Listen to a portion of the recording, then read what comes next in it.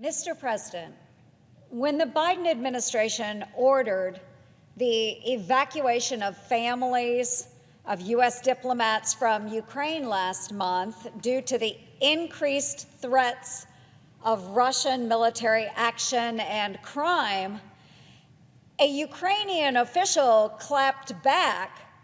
Quite frankly, these Americans are safer in Kiev than they are in Los Angeles or any other crime-ridden city in the U.S. Yes, that's what a Ukrainian official said. And the comment really struck a nerve because it may not be so far from the truth.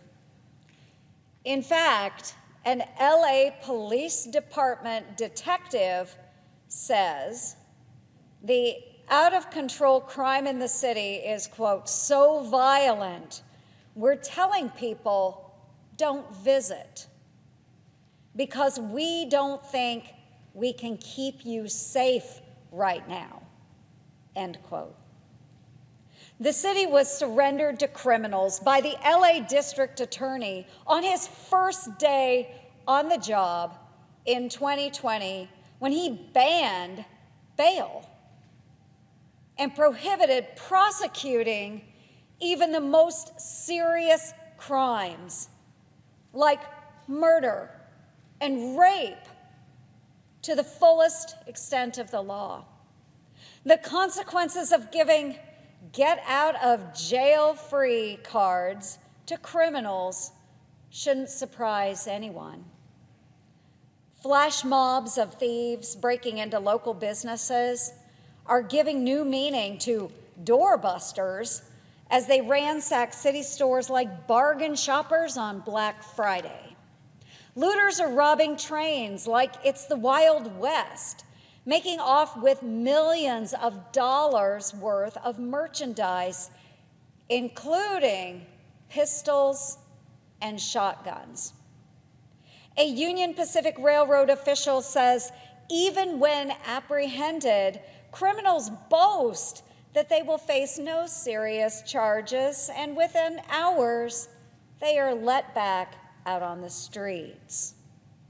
But most troubling, over the past 2 years, Los Angeles has experienced a shocking 94% increase in homicides.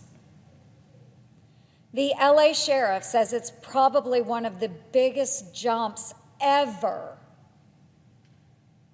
And he lays the blame on the woke policies of both the district attorney and the county board. These senseless acts of violence aren't confined to liberal Los Angeles, and neither is the revolving prison door approach that is allowing career criminals to roam our streets. The U.S. murder rate hit its highest point in a quarter of a century last year. More and more felons are being released across the country as a result of permissive policies being pushed by progressive politicians and lenient district attorneys who view punishment as the real crime.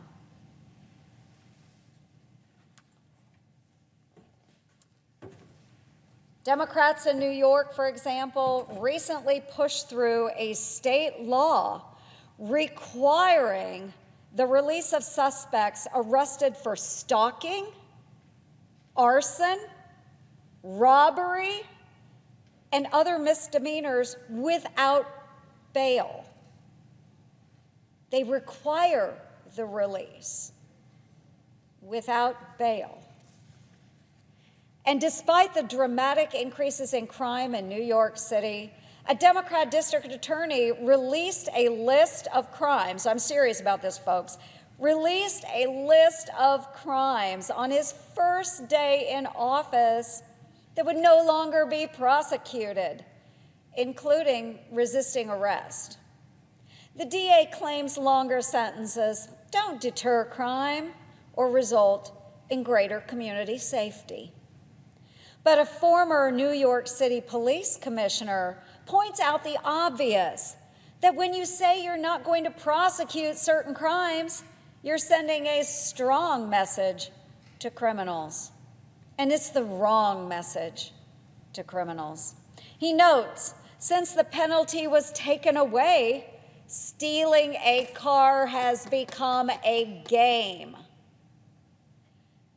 As a result, vehicle theft is driving up the city's crime rate, and the New York Post reported just last week that the Big Apple is becoming a live-action version of the game Grand Theft Auto.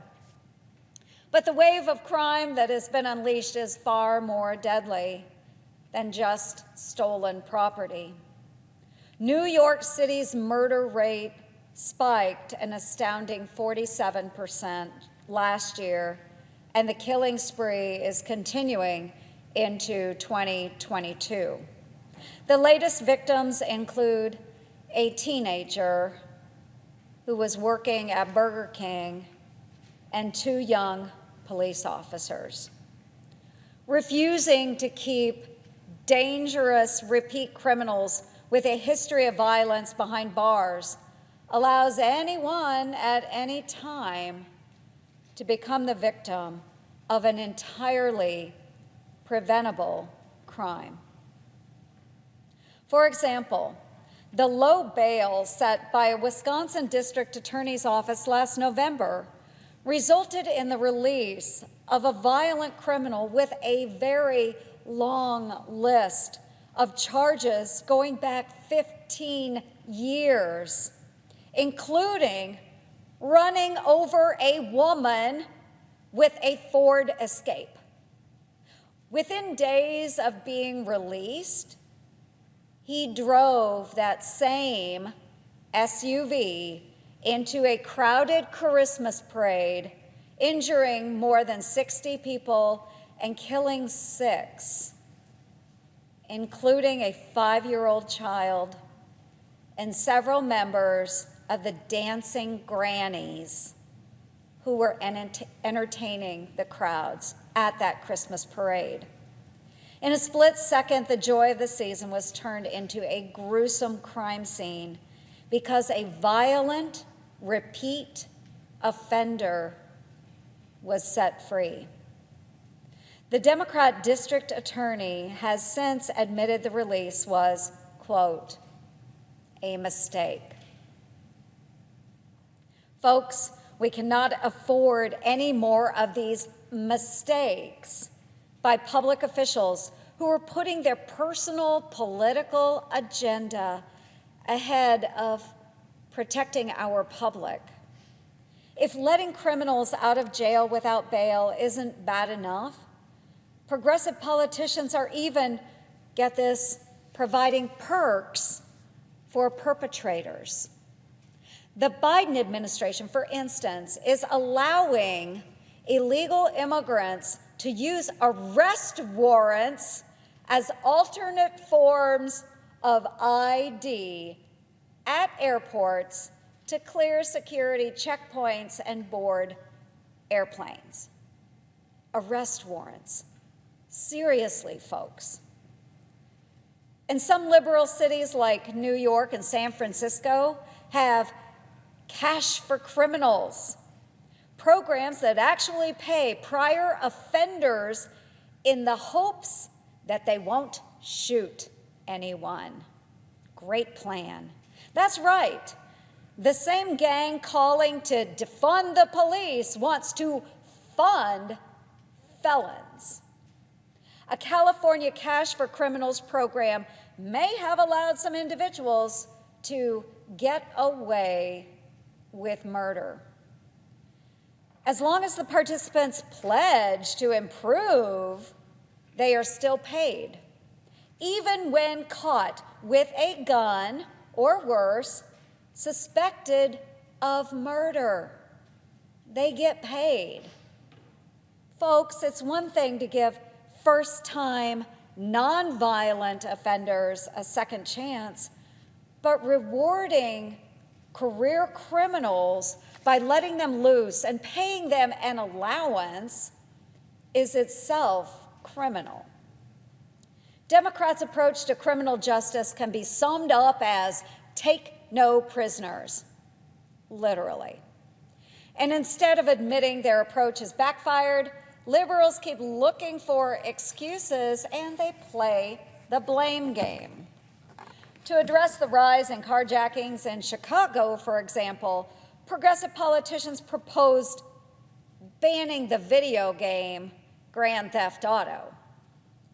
Perhaps the real problem is making crime all fun and games with no real-world penalties and only rewards, just like the video game. A retired police officer who was carjacked in his own driveway south of the city says the carjackers know that even if they are caught, they are going to get right back out. That's because the area's state's attorney promised to reduce the prison population, and by golly, she is keeping that promise by dismissing tens of thousands of criminal cases. As a result, about 100 people charged with murder in Cook County have been let out on the city's streets. The Chicago police superintendent is even warning that the Cook County court is making us all less safe by releasing violent offenders.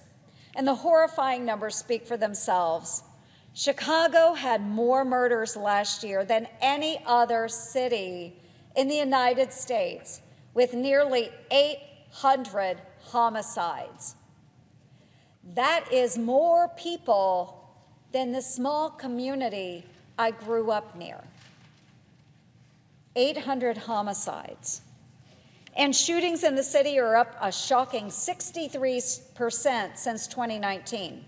One of the fatal victims was a 7-year-old girl who was gunned down at a McDonald's by a gang member who was allowed out of prison despite being charged with other crimes.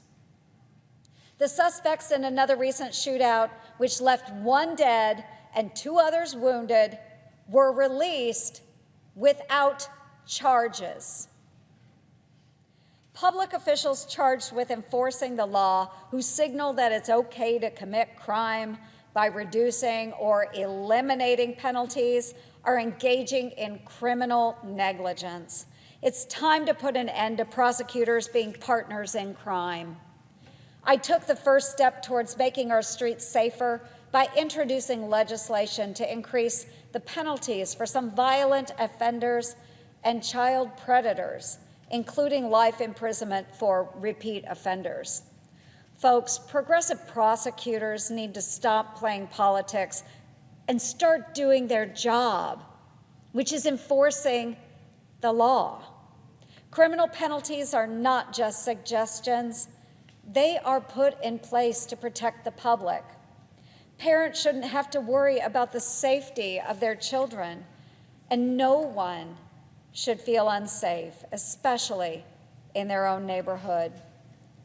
Let's get serious about crime so that the only people in America who are afraid to walk the streets are the criminals.